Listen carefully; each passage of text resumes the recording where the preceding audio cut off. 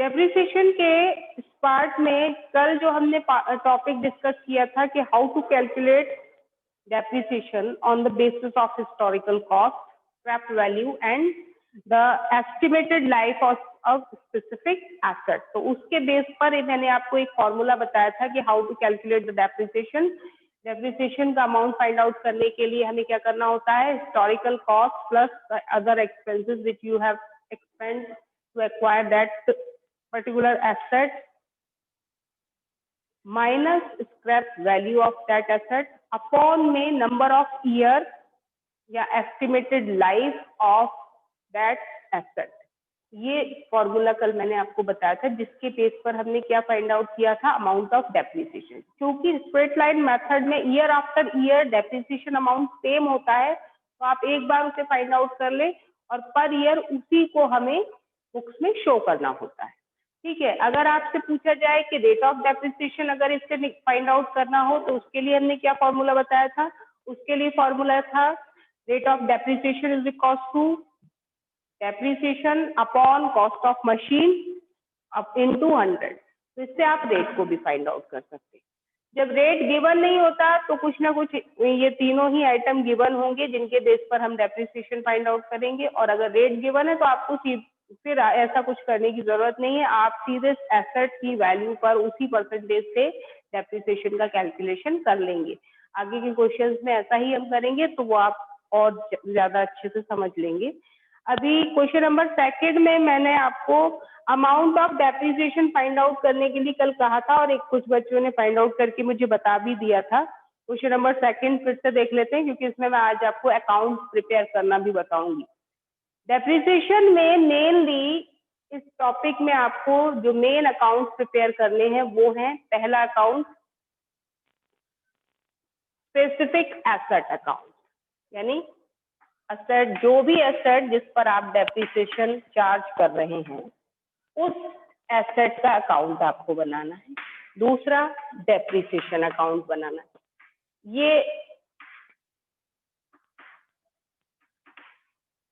ये दो main account है जो आपको बनाने हैं, और ये भी कब बनाने हैं, जब हमें डेप्रिसिएशन कहाँ पर शो करना है, स्पेसिफिक एसेट के ही अकाउंट में शो करना है। एक्चुअली अकाउंट में शो करने के भी दो मेथड है कि आप डेप्रिसिएशन को एसेट अकाउंट में शो करना चाहते हैं या प्रोविजन फॉर डेप्रिसिएशन का सेपरेट अकाउंट, यानी provision for depreciation account method जो है अकाउंटिंग का, वो भी आप अप्लाई कर सकते हैं। बट क्योंकि अभी कोरोना है तो इसमें इस बार हम आपको सिर्फ एक ही टॉपिक बताएंगे कि how to show the depreciation in specific asset account. लेकिन हाँ, डेप्रिसिएशन चार्ज करने के दोनों मेथड बताएंगे, स्ट्रेट लाइन मेथड भी और डिमिनिशिंग वैल्यू मेथड भी। ठीक है, तो यहाँ पर पहला जो ये अकाउंट है स्पेसिफिक एसेट अकाउंट, वो कैसे प्रिपेयर किया जाएगा, उसे प्रिपेयर करने से पहले भी मैं आपको जनरल एंट्री बनाऊंगी, क्योंकि जनरल जो है हर एक चीज का क्या है, बेस है। तो जनरल भी हमें पता होना चाहिए कि जब हम एसेट परचेज करेंगे, डेप्रिसिएशन चार्ज करेंगे, उस टाइम में हमें क्या एंट्रीज करनी है कॉमनली। तो देखिए, आप देखिए 1 अप्रैल, ये ध्यान रखना, मैंने बार बार बोला है कि डेप्रिसिएशन अकाउंट के इस चैप्टर में सबसे ज्यादा इंपॉर्टेंट रोल जो होता है वो होता है ईयर का और डेट का। तो वो डेट और ईयर बहुत ध्यान से देखनी है कि कब एसेट परचेज की गई और कब उस पर डेप्रिसिएशन हमें चार्ज करना है और कब सेल हो गई।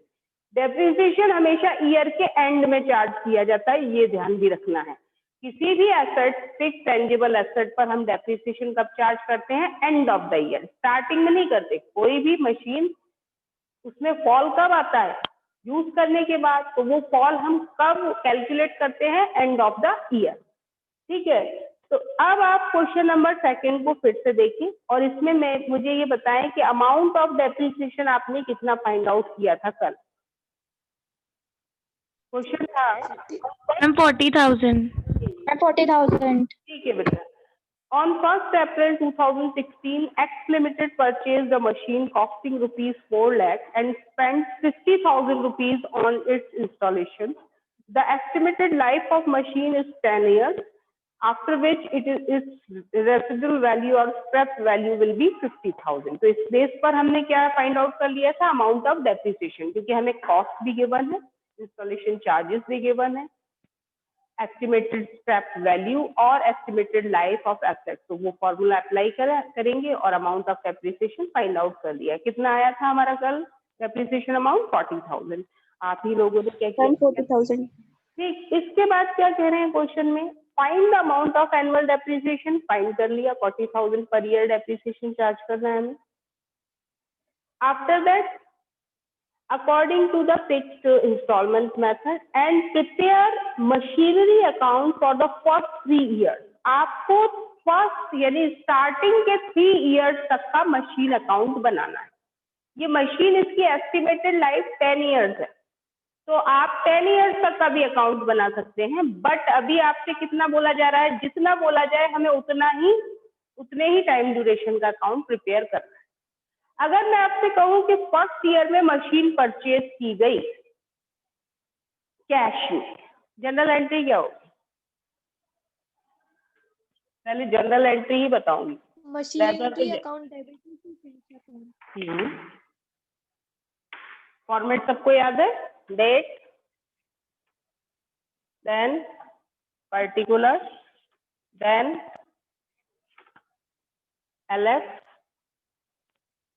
अमाउंट डेबिट, अमाउंट क्रेडिट, यही होता है ना। तो आपने कब इस मशीन को परचेज किया है? 1 अप्रैल 2016 को। 1 अप्रैल 2016 क्या लिखेंगे? बोलिए, किसी स्टूडेंट ने बताई भी थी, मुझे आवाज कम सुनाई दे रही थी, इसलिए बताइए क्या एंट्री बनेगी? We have purchased a machine account debited to machinery cash account. Very good. Machinery account debited, cash में खरीदी है, टू कैश अकाउंट। कितने अमाउंट की मशीन परचेज की आपने? 4 लाख की। Being machinery purchased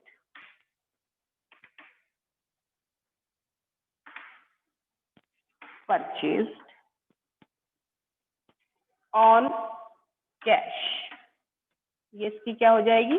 narration. ठीक, इसके बाद आपने उसके इंस्टॉलेशन पर कितना खर्च किया? We spend 50,000 on the installation of machinery. यही 50,000 खर्च किए ना उसे लगवाने के लिए। मैंने क्या बताया था उस दिन आपको कि किसी भी मशीन को सेटअप करने के चार्जेस भी उसी की कॉस्ट का पार्ट होते हैं। क्या जनरल एंट्री बनाएंगे फिर से? Installation charge account debited to machinery account. नहीं, फिर से ध्यान करिए। Machinery account debit to cash account. Very good. ये किसने बताई थी? Machinery account debit to cash account. नाम भी बता दो बेटा, बताओ बताओ। दोनों ने साथ बोली थी मैम, दोनों ने साथ बोला था। अच्छा, दूसरी कौन है? प्राची के साथ। बहुत बढ़िया, काव्या। काव्या। दोनों बिल्कुल सही है। एक बार फिर आपको बता दूं कि इंस्टॉलेशन चार्ज हो, फ्रेट चार्जेस हो, कैरेज हो, अगर आप खरीदते टाइम पे कर रहे हैं, या रिपेयर चार्ज हो, अगर आप खरीदते टाइम, क्योंकि जब तक आप उनको खर्च नहीं करोगे तब तक वो मशीन या वो एसेट वर्किंग कंडीशन में नहीं आएगी। तो अगर उन्हें उस टाइम पर खर्च कर रहे हैं आप, जिस टाइम आप उनसे परचेज कर रहे हैं, तो वो सभी उस मशीन की कॉस्ट को इंक्रीज कर देंगे। तो अगेन हम एंट्री क्या बनाएंगे? Machinery account debited to cash account. और वो कॉस्ट को इंक्रीज करेंगी, कॉस्ट तभी तो बढ़ेगी। मशीन की कॉस्ट अब कितनी हो जाएगी? अब 4 लाख की नहीं रही मशीनरी हमारी, कितने की हो गई? 4,50,000। 4,50,000। इस एंट्री को ही 450 से बना सकते हो, ठीक है। और आप चाहो तो 50,000 की अलग से एंट्री भी बना सकते हो, दोनों ही सही रहे, ठीक है। आपको 2 बार नहीं बताना पड़ेगा। आप चाहो तो इस तरीके से भी कर सकते हो। क्या लिखोगे? फर्स्ट सेम डेट है तो क्या लिखोगे? मशीनरी अकाउंट डेबिटेड अगेन वही लिख रहे हो टू कैश अकाउंट, और इस बार एंट्री में कितना शो करोगे 50,000। ठीक, इस बार आप नरेशन में थोड़ा सा चेंज करें, बीइंग इंस्टॉलेशन चार्जेस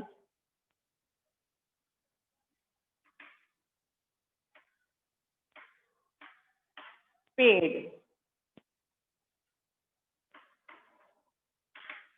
अगर आप कंबाइंड बनाते तो आप नरेशन में वहां भी शो करते कि being machinery purchase and installation charges paid, और अमाउंट होता ये पहली एंट्री का 4,50,000। लेकिन चूंकि हम अलग से बना रहे हैं तो यहाँ सिर्फ हम क्या बताएंगे कि इंस्टॉलेशन चार्जेस पेड। अब हमारी मशीन हो गई ना 4,50,000 की, क्योंकि ये दोनों ही अमाउंट कहाँ जाएंगे, मशीन अकाउंट में डेबिट साइड, तो हमारी मशीन कितने की हो जाएगी 450 की। वो अकाउंट बनाऊंगी तब आपको और क्लियर हो जाएगा। इसके बाद एंड ऑफ द ईयर हम क्या चार्ज करेंगे, डेप्रिसिएशन। तो डेप्रिसिएशन चार्ज करने की क्या जनरल एंट्री होती है, ये एंट्री भी मैंने आपको जनरल के चैप्टर में बताई थी। क्या एंट्री बनाएंगे, चार्ज डेप्रिसिएशन ऑन मशीनरी, और मैंने आपको डेप्रिसिएशन के टॉपिक में बताया था कि डेप्रिसिएशन नॉन कैश एक्सपेंस होता है जिसका हम पेमेंट नहीं करते, जिससे चार्ज होता है एसेट पर। तो क्या एंट्री बनेगी, Depreciation account debited to machinery account. Very good, depreciation account debited to machinery account. क्योंकि ये नॉन कैश एक्सपेंस है, अगर कैश एक्सपेंस होता यानी अगर हम इसे कैश में पे करते तो हमारी एंट्री क्या बनती, depreciation account debit to cash.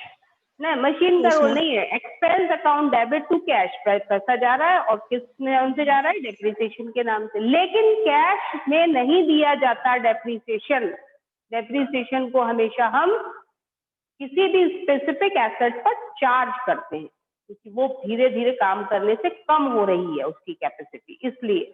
तो यहाँ पर आपने जो एंट्री बताई, जिसमें भी बताई बिल्कुल सही बताई कि क्या एंट्री बनाएंगे हम, depreciation account debited to machinery account. तो वही अमाउंट आप यहाँ पर, तो वही एंट्री आप यहाँ बताएंगे। लेकिन ये एंट्री हम कब बनाएंगे, हम 31 मार्च, एंड ऑफ द ईयर हमारा कब होगा, जो ईयर 2016 1 अप्रैल को स्टार्ट हो रहा है, वो ईयर हमारा एंड कब होगा, जल्दी से बता दीजिए। डेट तो मैंने लिख दी है, ईयर और बता दीजिए, सेम ईयर होगा या ईयर में भी चेंज आएगा, Next year.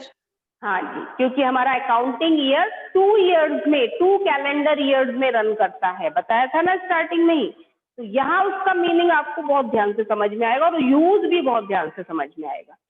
1 अप्रैल 2016 को स्टार्ट होने वाला अकाउंटिंग ईयर एंड होगा 31 मार्च 2017 को।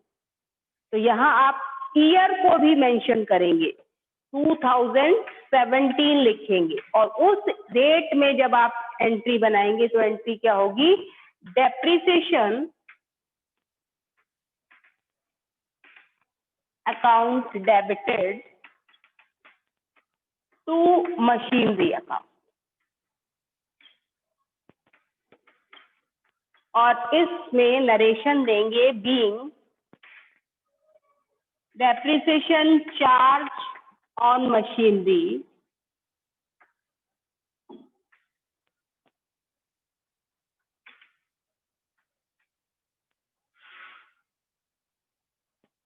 On straight line method.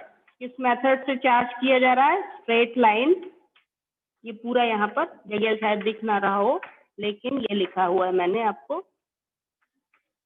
Depreciation charge on machinery on straight line method. कितना डेप्रिसिएशन कैलकुलेट किया था कल हमने, 40,000। तो 40,000 का अमाउंट आप यहाँ पर शो करें। अब मशीन तो हमारी क्या हो गई, परचेज हो गई पहले ही ईयर में, लेकिन ईयर आफ्टर ईयर हर साल हम इस पर कितने अमाउंट का डेप्रिसिएशन चार्ज किया करेंगे, 40,000 का। तो हर साल हमें ये डेप्रिसिएशन की एंट्री तो बार बार रिपीट करनी है, पर ये दोनों एंट्री हर साल नहीं बनेगी, क्योंकि खरीदी तो हमने एक ही बार है ना। अब ये हमारे पास रखी हुई है मशीन, इस पर हम वर्क करते हैं और जिस पर हम हर साल के एंड में after the end of every year we have to charge that amount of depreciation. यानी ये एंट्री आपकी हर बार बनेगी जितने साल तक डेप्रिसिएशन आप चार्ज करेंगे। तो यूजफुल लाइफ क्या है मशीन की? 10 इयर्स। तो 10 इयर्स तक ही आप इस तरीके से डेप्रिसिएशन चार्ज करते रहेंगे। ये तो एंट्रीज हैं, सबको पता होनी चाहिए कि मेनली ये कॉमन एंट्रीज हैं जो हमें डेप्रिसिएशन में बनानी होती। लेकिन ये डेप्रिसिएशन का जो अमाउंट है, एक और एंट्री बताऊंगी मैं आपको इसमें, ये जो डेप्रिसिएशन का अमाउंट है जो हम अपनी एसेट में से उसकी वैल्यू में जो फॉल आ रहा है, इसे कहाँ लेकर जाए, मीन्स इसका ट्रीटमेंट कहाँ से करें? तो इसे हम प्रॉफिट में से कम करते हैं। ठीक है, तो प्रॉफिट में से जैसे ही इसे हम करते हैं तो हमारी एंट्री बनती है। इस एंट्री को जरा समझ लीजिएगा क्योंकि इसका इफेक्ट आपके डेप्रिसिएशन अकाउंट पर आता है। अदरवाइज तो नॉर्मली ये बता दिया जाता है कि ये यहाँ पर लिखा जाएगा इस तरीके से, लेकिन हमें एंट्री भी तो पता होनी चाहिए। तो 31 मार्च 2017 को ही हम एंट्री बनाएंगे। क्या एंट्री बनाएंगे हम?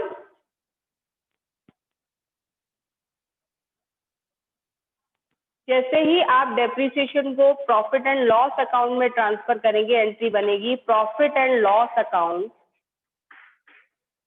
Loss account debited to depreciation account. यानी उस डेप्रिसिएशन को जिसको अभी हमने थोड़ी देर पहले डेबिट किया था, यहाँ पर वो अकाउंट क्लोज हो जाएगा क्रेडिट होकर के, और उस डेप्रिसिएशन को हमने कहाँ ट्रांसफर कर दिया? प्रॉफिट एंड लॉस में। यानी प्रॉफिट एंड लॉस में से हम 40,000 अपने प्रॉफिट में से डेप्रिसिएशन के नाम से क्या कर देंगे? कम कर देंगे। और यहाँ पर अमाउंट भी कितना आएगा? 40। ठीक है, being amount of depreciation transfer to,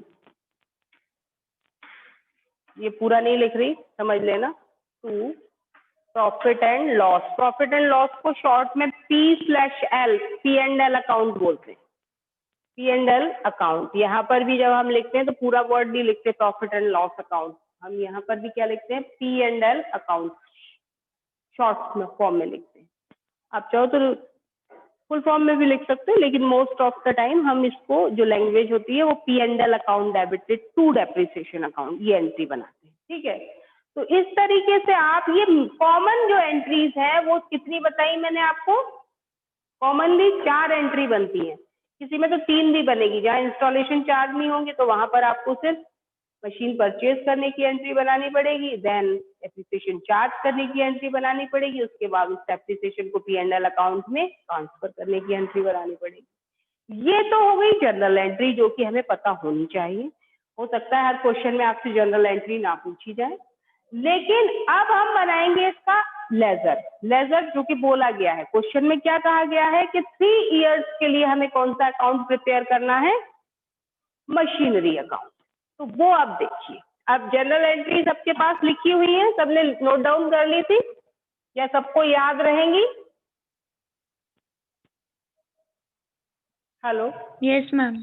हाँ, तो अब जनरल से लेजर में पोस्टिंग होगी तो आप ही लोग बताएंगे, क्योंकि जनरल और लेजर दोनों के आप लोगों ने क्वेश्चन कर लिए हैं। तो हम नॉर्मल लेजर ही तो बना रहे हैं, मशीन अकाउंट ही तो बना रहे हैं। तो मशीन अकाउंट में हम कैसे पोस्टिंग करेंगे जल्दी से बताइएगा। सबसे पहले सबको अकाउंट का फॉर्मेट तो याद है ना?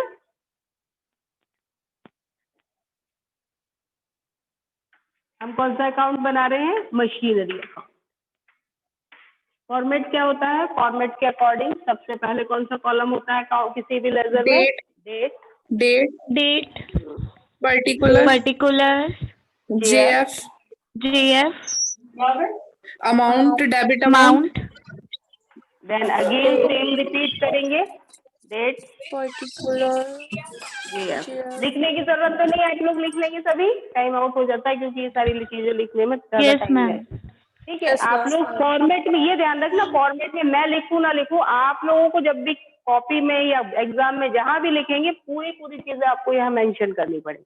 अभी तो टाइम की शॉर्टेज होती है इसलिए हम लोग अवॉइड कर देते हैं, अदरवाइज आगे के टॉपिक में जितने भी टॉपिक हो चुके हैं फॉर्मेट टोटली आपको फॉलो करनी है। अब आपको फिर से बता देती हूँ, मशीनरी अकाउंट किस डेट को आपने मशीन परचेज की थी? 1 अप्रैल 2016। जनरल एंट्री क्या थी? Machinery account debited to cash account. तो यहाँ क्या आएगा? To cash account amount 4 lakh. फिर से उसी डेट में क्या आएगा? टू कैश अकाउंट, क्योंकि दूसरी एंट्री भी इंस्टॉलेशन चार्जेस की क्या थी? Machinery account debited to cash account, तो वो भी यहाँ आ जाएंगे। कितने? 50,000। 50,000. चाहो तो इन दोनों को बार बार ना लिख के क्या लिख सकते हो, यहाँ ब्रैकेट में 4 लाख प्लस 50,000 दिखा सकते हो। यानी हमने टोटल मशीन कितने की परचेज की? 4,50,000। ये भी तो आपने यहाँ अलग अलग दिखा के भी तो ये 450 की ही हो रही है। तो हम जनरली क्या करते हैं कि इंस्टॉलेशन चार्जेस और कॉस्ट को प्लस करके यहाँ पर प्लस कर देते हैं इस तरीके से। 4 लाख प्लस 50,000 हो गया 450, आउटर कॉलम में शो कर देते हैं। यहाँ पर ये हटा देंगे और ये दिखा देंगे कितना है, कितने की खरीदी टोटल हमने मशीन? 4,50,000। ऐसे भी कर सकते हो, और जो मैंने पहले बताया वो भी सही। अगर आप 2 एंट्री बनाओगे तो वो पहले वाला शोइंग का मेथड रहेगा, और अगर आप कंबाइंड एंट्री बनाओगे तो आप इस तरीके से शो करेंगे। ठीक है, तो आप जैसे चाहें, हमने तो अपने में अलग अलग बनाई थी ना, तो हम अलग अलग बना देते हैं। तो फिर से लिख देते हैं to cash account amount 4 lakh, यहाँ 50,000। बात तो वही है, कोई ज्यादा फर्क पड़ा नहीं। अब एंड ऑफ द ईयर हम इस पर क्या चार्ज करेंगे? 31 मार्च 2017 को जनरल एंट्री बताना क्या बताई थी हमने डेप्रिसिएशन चार्ज करने की? Depreciation account debited to machinery account. तो मशीनरी अकाउंट में डेप्रिसिएशन का नाम क्या आएगा? क्रेडिट। क्या लिखेंगे? By Depreciation account. अब मैं चाहती तो आपको रटवाने के लिए बोल सकती थी कि जब ये अकाउंट बनाते हैं तो कैश अकाउंट डेबिट में आता है, डेप्रिसिएशन अकाउंट क्रेडिट में आता है, लेकिन रटने का काम नहीं है। सब लॉजिकल एंट्री के बेस पर ही तो लेजर बनता है। तो लेजर पोस्टिंग कर दी हमने अमाउंट की। कितने का डेप्रिसिएशन चार्ज किया हमने? 40,000 का। शायद आपको ये अमाउंट यहाँ शो नहीं हो रहा,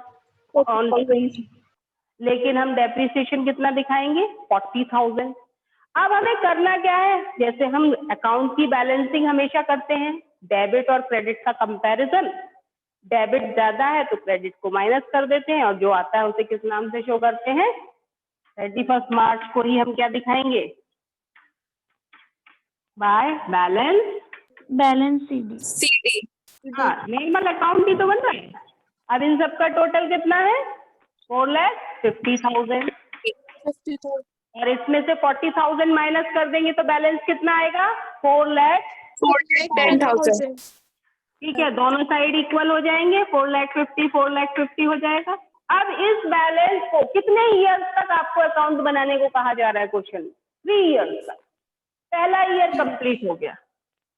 अब हम सेकेंड ईयर में इस बैलेंस को क्या कर देंगे? ट्रांसफर कर देंगे। सेकेंड ईयर कौन सा है हमारा? 1 अप्रैल 2017 से स्टार्ट होगा और एंड कब होगा? 31 मार्च 2018 को। फिर से हम यहाँ पर बैलेंस को, अब हम खरीद नहीं रहे, अब हम हमारी मशीन के बैलेंस को ट्रांसफर करेंगे। तो क्या लिखेंगे? To balance to balance BD 4,10,000। Clear?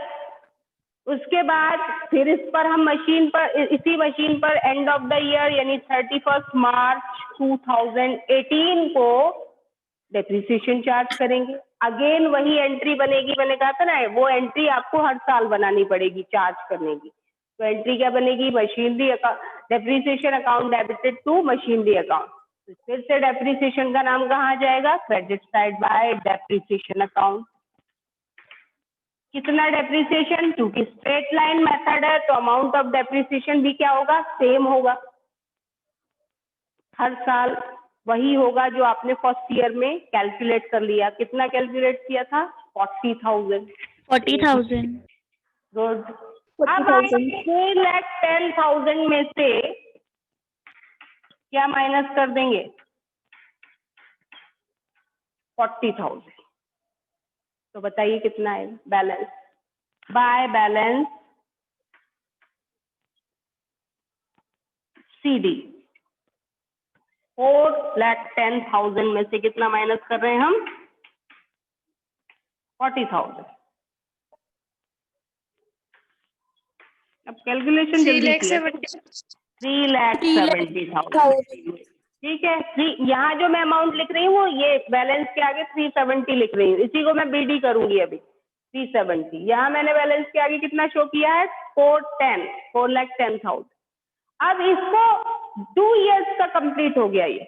अब डेप्रिसिएशन बहुत लंबा क्वेश्चन होता है कई बार, लगभग 2 पेज का, 1.5 पेज, पूरा 1 पेज, जितने ईयर का बोल दे वो बोले 10 साल का बनाओ, क्योंकि 10 साल उसकी एस्टिमेटेड लाइफ है। आप 10 इयर्स का अकाउंट बनाओ तो आपको 10 इयर्स का बनाना पड़ेगा, उतना ही लंबा क्वेश्चन हो जाएगा।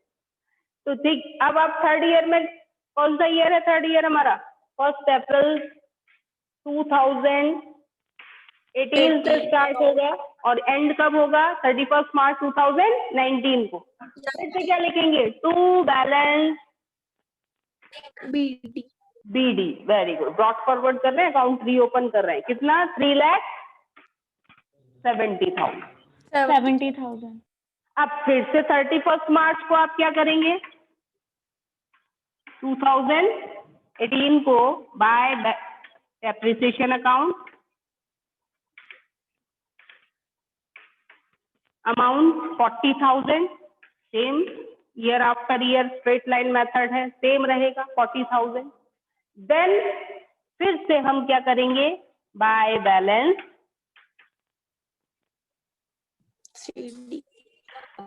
CD।